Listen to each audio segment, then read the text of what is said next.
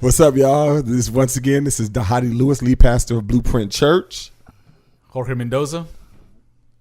And this is Stephen Lee. Glad to be here. Looking forward to this, fellas. I'm the only one with the title. Is that what we're saying? Well, we got a title. You know, we just kind of, we like to be a little more humble. Okay. You know, we don't want to wear it. It's like progressive revelation. You know. Yeah. Hey, here was the Google me. Google me.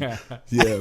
Well, welcome again back to Beers Theology and Reconciliation. Today we're going to be talking about Movement 1 in Among Wolves, the book that has just been released as of March 1st. So we're excited again to just kind of come and allow these pages to come alive in just kind of a real life conversation that we have. The first movement is Vision from Burden.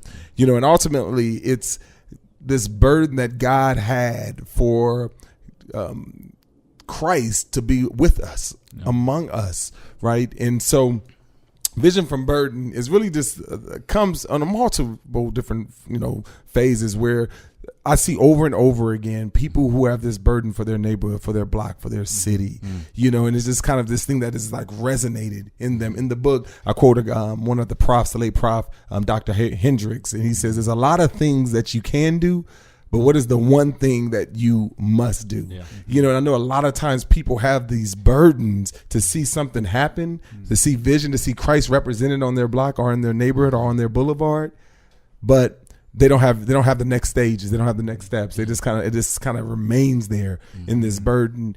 But so it's in that. It's not just about having a burden, but it's about authenticating your burden. Yeah. And that's really what this first movement is about.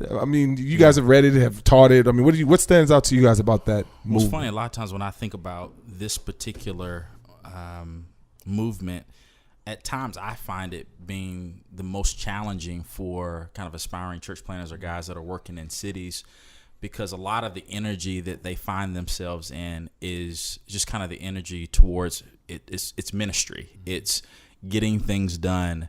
And they've really at times, and I saw this just throughout the course of teaching this, that they've never really spent time asking God to crystallize their story, the city's story, and why God brought them to that particular place. And so I find that it's I love that it's placed in the beginning of the movements, because I really think that it's fundamental really for all of the other movements. So if you move forward and you kind of miss this, you can find yourself in subsequent kind of years of ministry just doing things, but really not having a clear sense of why we're doing what we're doing. So I think it's really important. Yeah, definitely.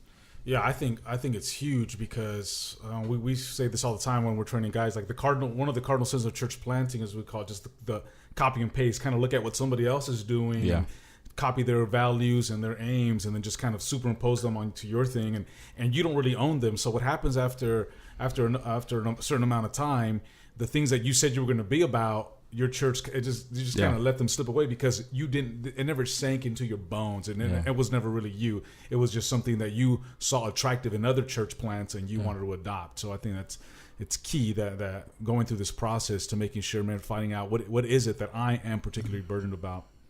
Yeah.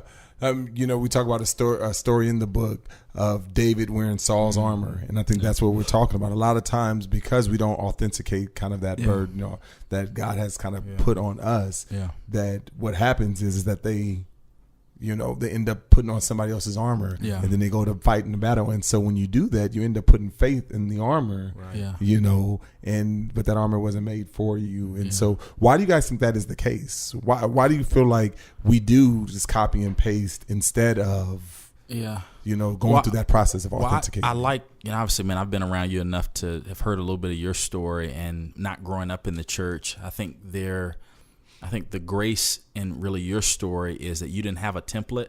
And so when whether you were leading a college ministry or you planted a church, you kind of went in and you said, okay, well, ultimately, here's what the New Testament says. I want to be about that. And you didn't have the baggage. And at times, here's some of the challenges. You didn't have, at times, the voices of maybe at times people in your community saying, well, like, you can't do it that way. Yeah. And so I've always been encouraged, I think, by your story.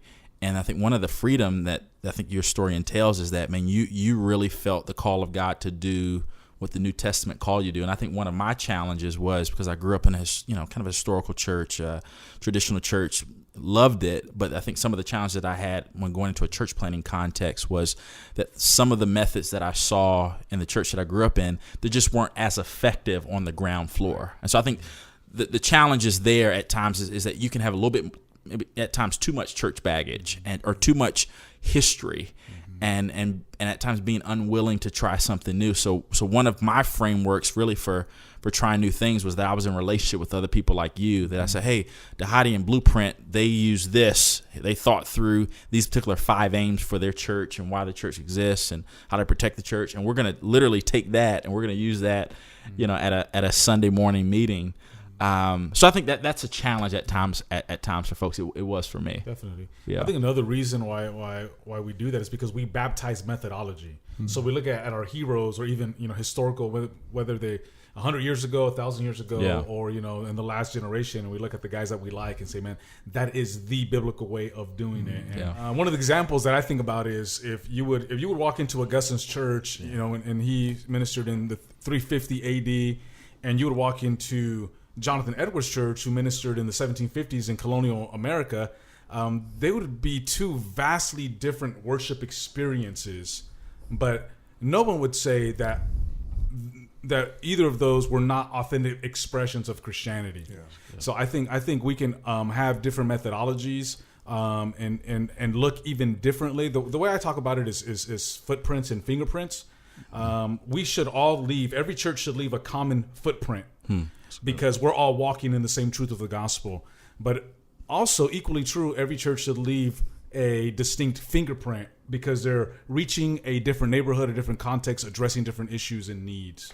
Yeah. And Steve, you brought up the idea about effectiveness. Obviously, a lot of times people choose the effectiveness based upon the methodology, right? Yeah. So they're choosing the methodology based upon how effective. Yeah. And so, like you said, you grew up in a church, a traditional church, but that was a very effective. It worked. It worked. It had a lot of people. Yeah, the sanctuary was full. The sanctuary was full. And so that's what's appealing. Yeah. So obviously, if the sanctuary is full, I want my sanctuary to be full. So let me kind of plug and play. Yeah. What is so? Why do you feel like it doesn't work? Yeah. Why?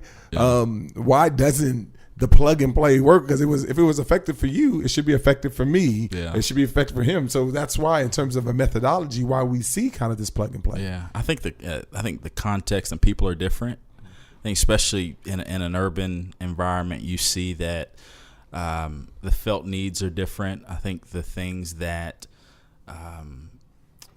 you often kind of ask the question is what is the good news to this people that God has me in relationship with, and for 9 out of 10 people in my community, the answer to the good news that they're looking for is it's not the gospel. Like it's housing, or it's jobs, it's relationships, and so they're not looking to the church to answer the questions that perhaps the church that I grew up in. And so again, I think it causes us to begin to kind of think, and how can we, I think love what Jorge said, how can we do what God has called us to do in a unique way that ministers to the people right in front of us. So you talk about the idea of uniquenesses. In the book we outline, like developing a vision from burden is a couple of stories. Jorge, why don't you explain that a little bit? Yeah, so we talk about 4 stories that every church planter should know and be familiar with. The first one is God's story. Yeah.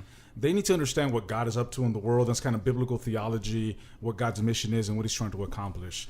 The second one is their own particular story, or your story as a church planter, understanding, kind of looking back at how God has uniquely shaped you, gifted you.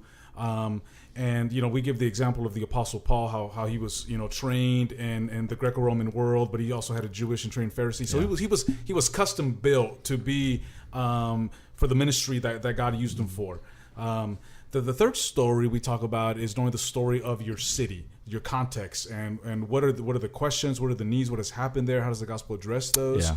And the last one, because we believe strongly in team ministry, is knowing the story of your team and what they contribute to your mission and to your ministry. And where those stories overlap, we say that's where you find, that's kind of your sweet spot. That's where you find your unique vision from Burden. Yeah.